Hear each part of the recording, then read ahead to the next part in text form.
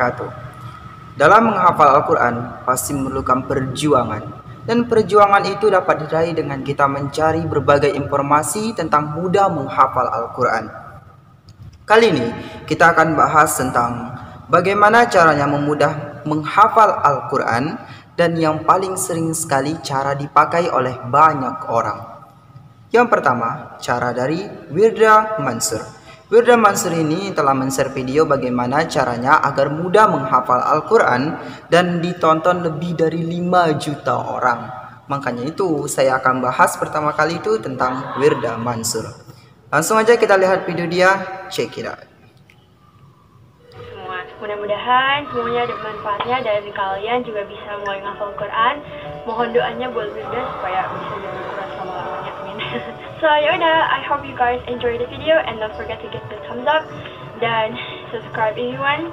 If you don't want, then you should. Yeah, probably. Cara yang pertama adalah mengulang sebanyak 20-60 kali. Nah, kalau misalnya kalian nanya kenapa kok diulang sampai 20-60 kali, itu karena semakin banyak kita mengulang, maka hafalan itu akan semakin nempel di otak kita. Oke, dari video Wirda Mansur tersebut dapat kita simpulkan bahwa cara dia menghafal Al-Quran adalah dengan mengulang 20-60 kali ayat tersebut agar dia mudah mengingatnya. Nah, Wirda Mansur tersebut membahas tentang tekniknya. Selanjutnya kita next ke Syekh Ali Jaber. Check it out. Langkah pertama salah.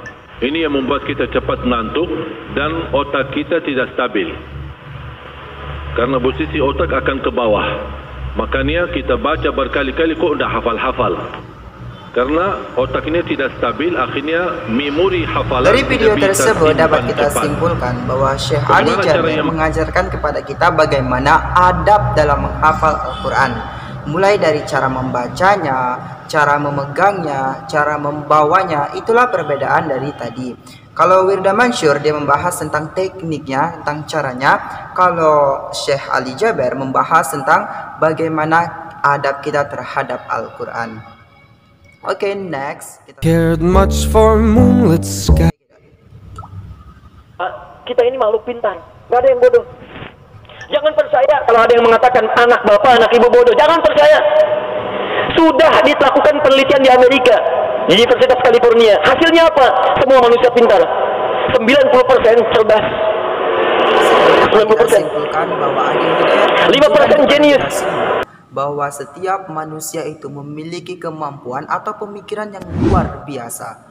Maka dari itu kita harus optimis bahwa setiap manusia itu pasti bisa menghafal dengan mudah. Oke, support dari saya untuk para penghafal Al-Quran.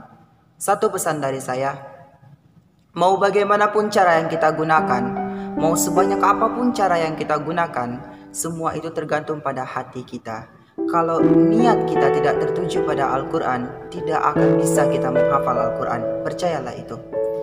Dan yang kedua adalah fokus. Fokus yang paling utama. Kalau kita gunakan banyak cara, berapa lama pun waktu yang kita gunakan, berapa banyak pun cara yang kita gunakan, kalau pemikiran kita tidak tertuju pada Al-Quran, percayalah, Al-Quran tidak akan pernah bisa kita dapatkan.